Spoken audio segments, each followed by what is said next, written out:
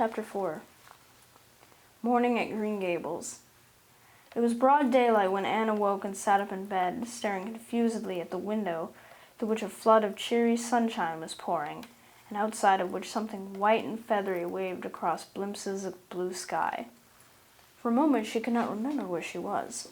First came a delightful thrill as something very pleasant, then a horrible remembrance. This was Green Gables, and they didn't want her because she wasn't a boy. But it was morning. Yes, it was a cherry tree in full bloom outside of her window. With a bound she was out of bed and across the floor. She pushed up the sash. It went up stiffly and creakily, as if it hadn't been opened for a long time, which was the case, and it stuck so tight that nothing was needed to hold it up. Anne dropped on her knees and gazed out into the June morning, her eyes glistening with delight. Oh, wasn't it beautiful? Wasn't it a lovely place? Suppose she wasn't really going to stay here. She would imagine she was. There was scope for imagination here. A huge cherry tree grew outside, so close that its boughs tapped against the house, and it was so thick-set with blossoms that hardly a leaf was to be seen. On both sides of the house was a big orchard, one of apple trees and one of cherry trees, also showered over with blossoms, and their grass was all sprinkled with dandelions. In the garden below were lilac trees, purple with flowers, and their dizzily sweet fragrance drifted up to the window in the morning wind.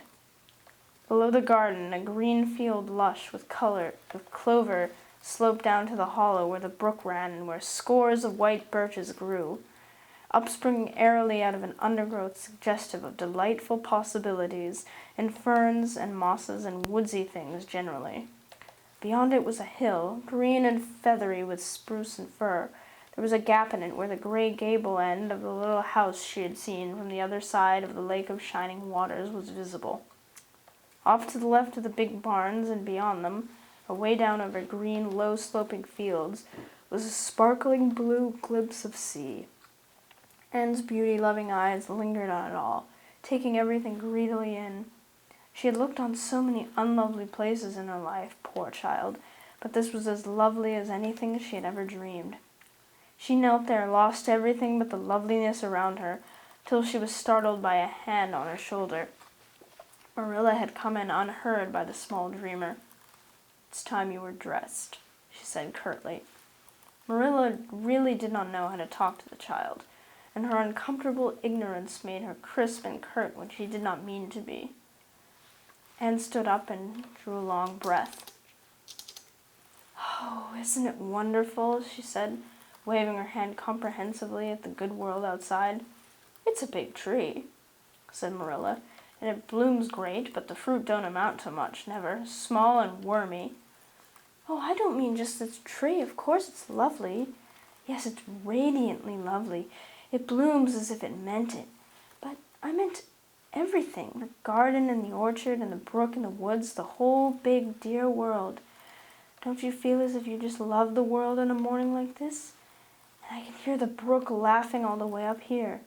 Have you ever noticed what cheerful things brooks are? They're always laughing. Even in wintertime I've heard them under the ice. I'm so glad there's a brook near Green Gables. Perhaps you think it doesn't make any difference to me, when you're not going to keep me, but it does. I shall always like to remember that there is a brook at Green Gables, or even if I never see it again. If there wasn't a brook, I'd be haunted by the uncomfortable feeling that there ought to be one. I'm not in the depths of despair this morning. I never can be in the morning. Isn't it a splendid thing that there are mornings? But I feel very sad. I've just been imagining that it was really me you wanted after all, and that I was to stay here forever and ever. It was a great comfort while it lasted. But the worst of imagining things is that the time comes when you have to stop, and that hurts." "You'd better get dressed and come downstairs and never mind your imaginings," said Marilla as soon as she could get a word in edgewise. "Breakfast is waiting. Wash your face and comb your hair. Leave the window up and turn your bedclothes back over the foot of the bed. Be as smart as you can."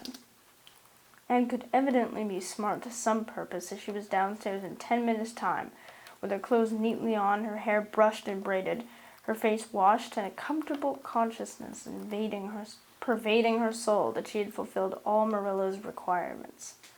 As a matter of fact, however, she had forgotten to turn back the bedclothes. "I'm pretty hungry this morning," she announced as she slipped into the chair Marilla placed for her. "The world doesn't seem such a howling wilderness as it did last night. I'm so glad it's a sunshiny morning, but I like raining mornings real well, too. All sorts of mornings are interesting, don't you think? You don't know what's going to happen through the day, and there's so much scope for imagination. But I'm glad it's not rainy today because it's easier to be cheerful and bear up under affliction on a sunshiny day. I feel that I have a good deal to bear up under. It's all very well to read about sorrows and imagine yourself living through them heroically, but it's not so nice when you really come to have them, is it?" "For pity's sake, hold your tongue," said Marilla. "You talk entirely too much for a little girl." Thereupon Anne held her tongue so obediently and thoroughly that her continued silence made Marilla rather nervous, as if in the presence of something not exactly natural.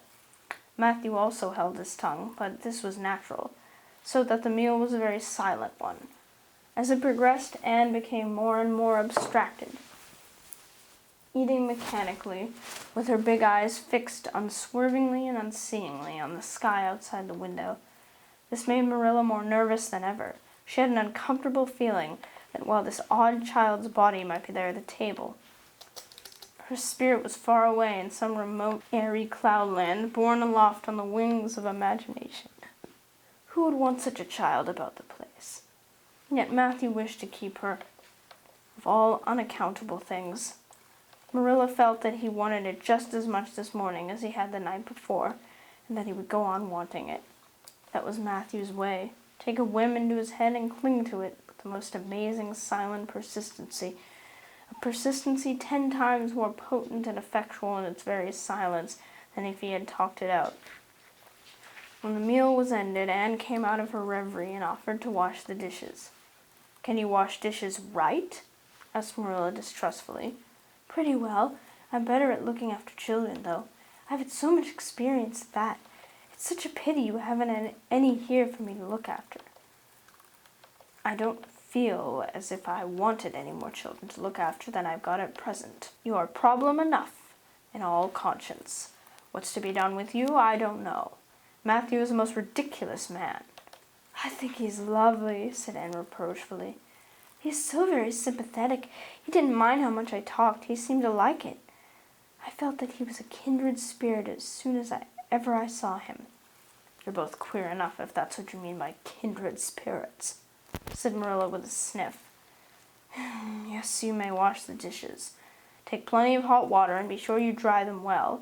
I've got enough to attend to this morning, for I'll have to drive over to White Sands in the afternoon and see Mrs. Spencer. You'll come with me, and we'll settle what's to be done with you. After you've finished, the dishes go upstairs and make your bed."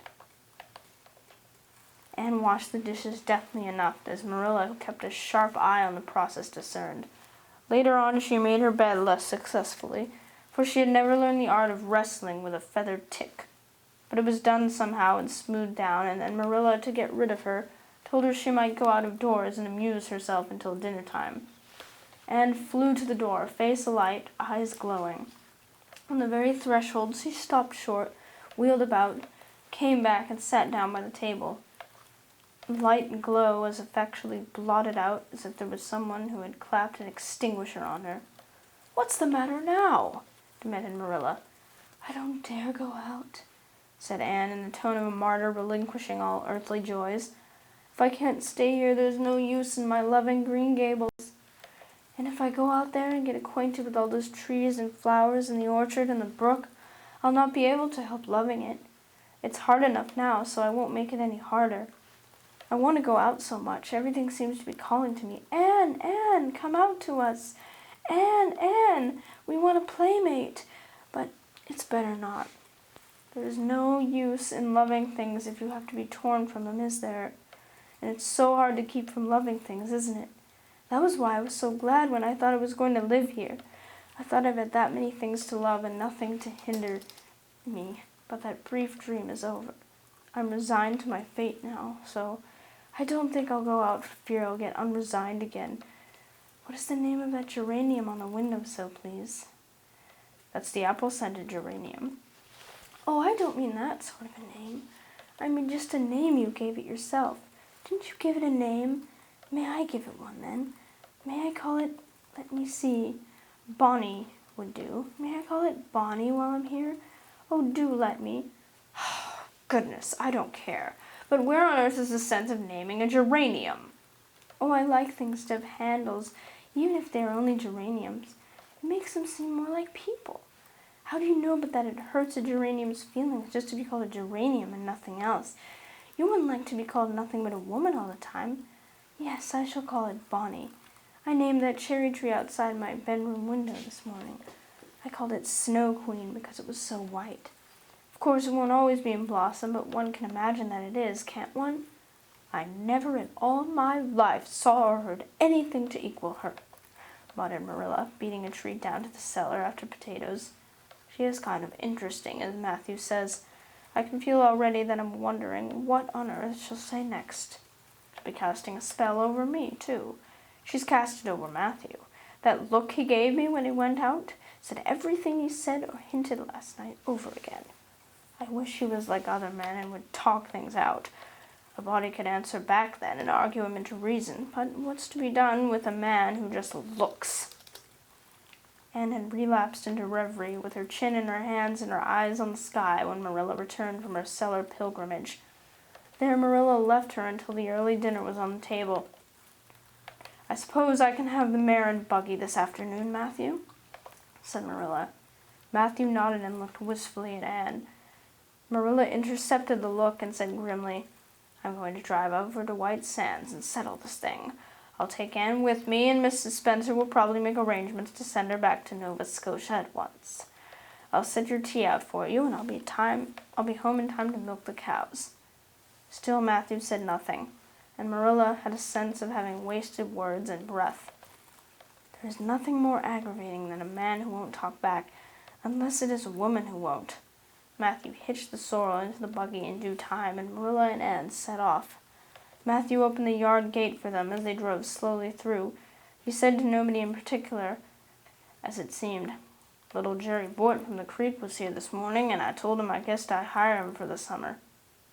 Marilla made no reply, but she hit the unlucky sorrel such a vicious clip with the whip that the fat mare, unused to such treatment, whizzed indignantly down the lane at an alarming pace.